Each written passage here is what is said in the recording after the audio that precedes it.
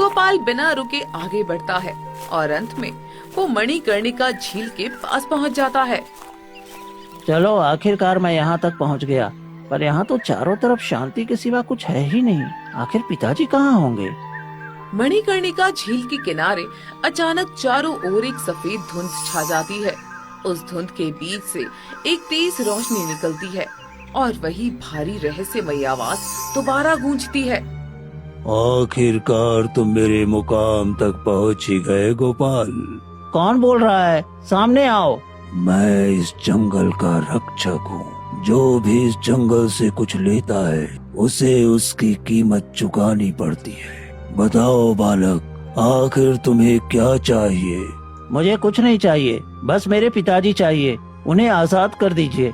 अच्छा, तो तुम्हें तुम्हारे पिताजी चाहिए, लेकिन सोच लो, तुम्हारे पिता ने धन के लालच में अपनी यादें और अपने सारे रिश्तों को कुर्बान कर दिया है।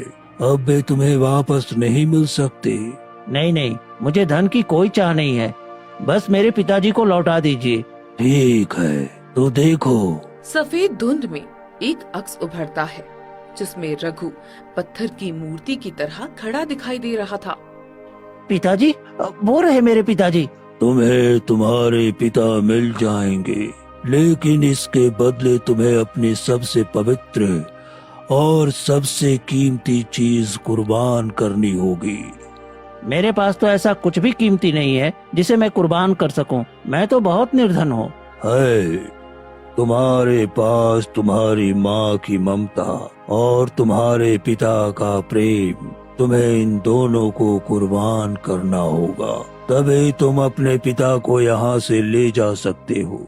गोपाल कुछ पल सोचता है और फिर बोलता है। ठीक है, अगर अपने पिता को बचाने का यही एक रास्ता है तो मैं अपनी माँ की ममता और पिता का प्रेम कुर्बान करने के लिए तैयार हूँ। बस आप मेरे पिताजी को उनकी यादें लौटा दीजिए। देखते ही देखते एक तेज रोशनी फैलती है। झील से रघु बाहर निकल कर आता है और उसकी सारी यादें वापस लौट आती हैं। पर उसी पल गोपाल की आंखों से एक अजीब सी चमक गायब हो जाती है। अरे गोपाल बेटा, तू यहाँ क्या कर रहा है? हम यहाँ कैसे आए? आप कौन हैं? मैं आपको नहीं जानता। तुम्हारे बेटे ने तुम्हारे रिश्ते की कुर्बानी देकर तुम्हारी यादें वापस लौटाई है। अब ये तुम्हारा बेटा तो रहेगा, पर तुम दोनों के बीच अब कोई रिश्ता नहीं बचेगा। भगवान, ये क्या अनर्थ हो गया? बेटा, मैंने ये सब तेरे सुख के लिए किया था और तूने मुझे बचाने के लिए अपनी यादें दे दी। नहीं, ऐसा मत कर बेटा। गोपाल बिना कुछ कहे, बिना पीछे मुड़े वहाँ से चुपचाप चलने लगता है। रघु उसके पीछे पीछे गांव तक आ जाता है।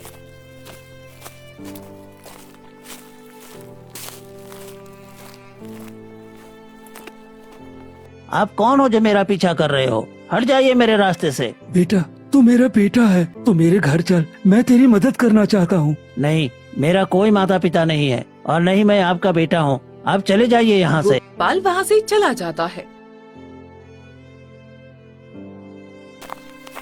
रघु रोते हुए अपने घर पहुँचता है, जहाँ शांति उसका इंतजार कर रही थी।